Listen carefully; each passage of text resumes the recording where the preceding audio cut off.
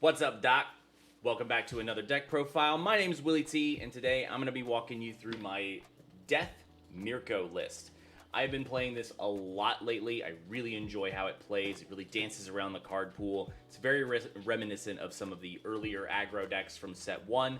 Plays like a dream, and I love to just obliterate people with this deck. I'm very excited to bring it to you guys, so let's get right into it, shall we?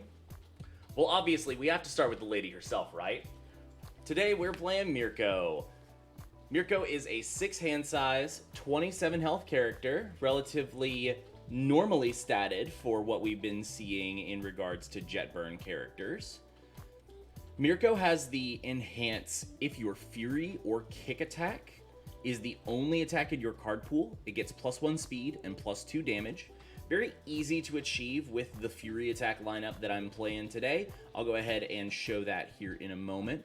But the other part of this that's important is her once per turn, flip one card in your card pool, choose one player.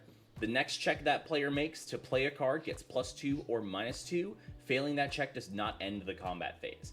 This ability is incredible disruption. It's basically like having Breaker 2 on your face or being able to buff up your own check in order to make something really, really nasty happen when either you know you're going to check bad, just gut instinct, or you just really need to get a really big chain going and get things going that way. The only restrictions that we really care about when it comes to what we're playing are the fact that we are restricted to furies and kicks in order to get our stats, and they also have to be the only attack in our card pool. So that's kind of the focus of what the attack lineup I'm bringing really does. So I'm going to kick this out of here and get right into that attack lineup. We're going to open up with 4 copies of Nitro Explosion Ignition. This card is the quintessential play it, get it out of here card for this deck. It's very easy to just remove it and move on with your life as you continue to play your attacks. I am focusing very heavily on 4 difficulty attacks so that I can facilitate pretty much everything in this deck being on a 5 with a couple of notable exceptions. This card really facilitates that and weaponizes our momentum in a really good way too, being able to give anything that we want powerful too. Really, really strong card. I love this. I am going to hate to see it go, but that is the nature of the game. Next, we're going to be playing 4 copies of Stun Grenade. This is the quintessential aggro card for the Fury package. Being able to flip the top 3, grab another Fury, and be able to continue things going that way. Additionally, getting extra stun rating since we're able to remove things like Nitro Explosion Ignition from our card pool really does go a long way in forcing our rival out of resources, and combined with Mirko herself, we're able to take that to the next level. I love playing this card in pretty much any deck that it is viable, and this deck is just taking it to a nuclear level. Next, we're playing 4 copies of Vile Seizing. I love this card because most of the time, it just draws you a card. Rival's not really keen on spending 2 of their resources in order to keep you from drawing a card and throwing a little bit of extra damage on it. This card is basically an 8 damage move in Mirko with 4 speed, which can go a long way. I love playing this card, and it is just another way that we can keep our chains going in a really aggressive way. We know Mirko is angry and aggressive, and that's exactly what this deck makes good on. Next, we are playing 4 copies of what we all came here for, Rabbit Kick. This card is crazy in this character. Being able to just boot your extra cards out of your card pool, flip itself when it resolves so that the next thing you play also is able to get Mirko's stats, and having Deadlock Stun 2 are all really big benefits to this card. In our character, most of the time, it is a 5 high for 8, which is nothing to sneeze at, and we're able to modify all of those stats to a great degree. It is fantastic. It does a ton of stuff for us, and this is the reason to play Mirko. Being able to weaponize every card in every zone is so cool. To wrap up our attack lineup, we are playing 3 copies of the King Howitzer Impact Cyclone. This card draws us cards, blows up our rival. It does everything that we really want. I love playing this in pretty much anything that can support it. The only hard part of this card is sometimes the combo is a little hard to achieve. It's not the hardest thing in the world, but that being a factor is why we're only running it at 3. We're also perfectly capable of killing our rival with everything else in this deck because they're all going to be big damage moves. So it really makes a big difference for us. I'm a huge fan of this card pretty much anywhere, so I will use pretty much any excuse I can to play it. But that wraps up our attacks. Let's go ahead and check out our foundations. Laying the foundations of our deck to start, we are playing our titular number 5 Pro Hero. 4 copies of Mirko just really makes a big difference for us. Being able to flip not only our own attacks, but our rivals' attacks as a defensive measure. This card is very flexible, and its deadlock form to discard up to 5 cards from our card pool can be really crazy if we do wind up in those scenarios where our rival is just built out forever and we just draw the most tangerine grip that we can. It really makes a huge difference in those game states, but our goal is not to make it to that point. We want them dead long before that. So to facilitate a little bit of our aggression and to also function as a nice defensive piece is 4 copies of Always Cool. This card is very, very nice for us because we're able to build it down during our turn.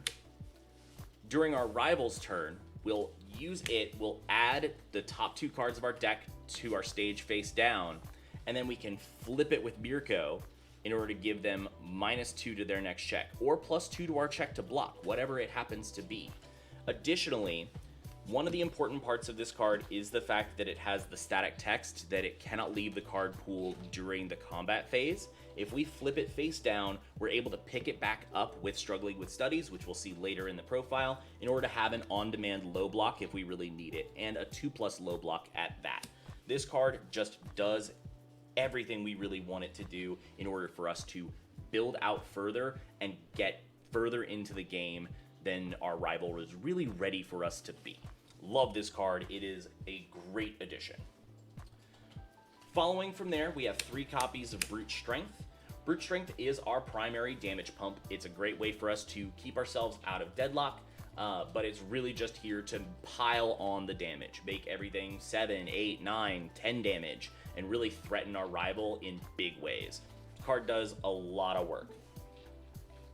Following that, we have 3 copies of Latent Skill. Latent Skill is our way to dig further into our deck to find our combo pieces. Flip, discard 2, draw 2 goes a long way. Even if it is just a card neutral exchange, it is an exchange that we are more than willing to make because we just want to see the orange ones. We don't want to see the gray ones once we hit a certain point in the game. And this card really facilitates that. Following that, we have an old favorite from the good old days, 4 copies of Encouragement. This card lets us hit our rival and then boot that attack from the card pool.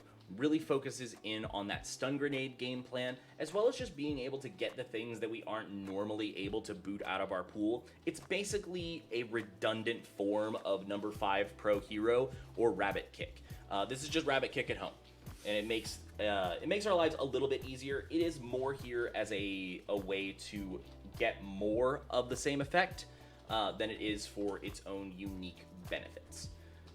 Following that, we have 4 copies of Struggling with Studies. I've already spoken a little bit about this card, but it is such a king in defending ourselves. We really want to make sure that we have things available to us, and we have ways with Always Cool to put stuff into our card pool.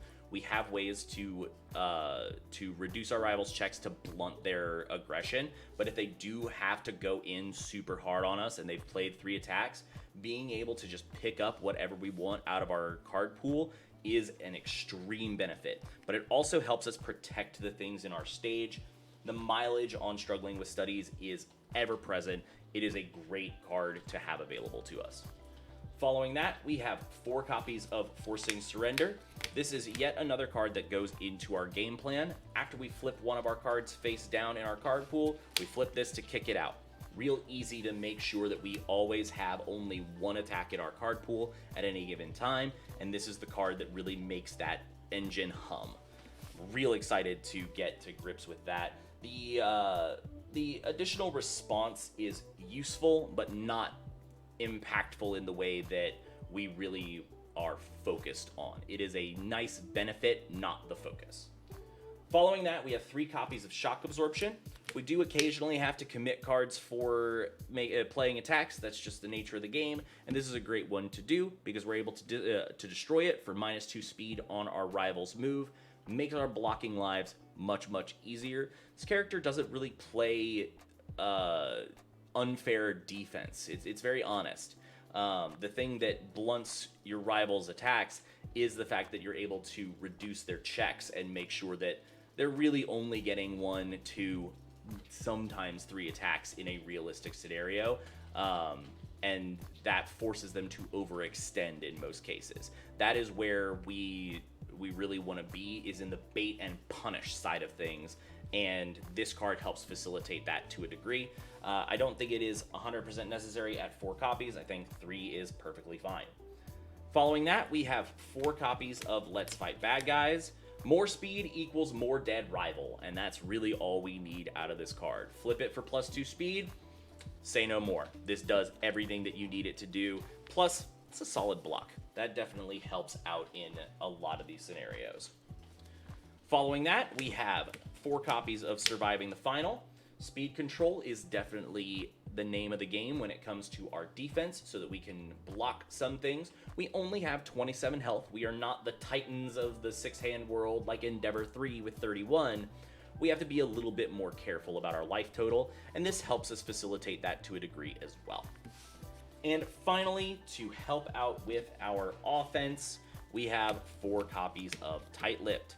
Tight-Lipped goes a long way to just getting a little bit of extra damage. Multiple copies of this can pile on damage very, very quickly, and that means a very, very dead rival in combination with our Let's Fight Bad Guys, our brute strengths, and our character card. So it really goes a long way. But that wraps up the foundations of the deck. Let's go ahead and see everything as a whole. It's a really tight-knit, streamlined deck, and I'm real excited to show you what we bring to the table. Well, there you have it. Here is the deck laid out by block zone. We have 22 highs, 23 mids, and 15 lows for our Mirko deck. We are a bit low on low blocks, which is kind of a tradition for a lot of decks, but we do have the ability to pick up always cool from our card pool with Struggling with Studies if we really get threatened by something like that on the 3rd attack or more. It's a bit desperate, but sometimes we just kind of have to make those concessions in order to make a really streamlined deck that does what we want it to do. And boy, does this deck hum. It just throws attacks and lays on damage and makes sure that every single turn you get, your rival is fearing for their life from the Angry Bunny Lady. And that's what I want you to do with this. Take it to your locals, terrorize your rivals, and tell me what you think. Leave something down in the comments for me. I'd love to hear your thoughts. Subscribe for more, and as always, just watch me.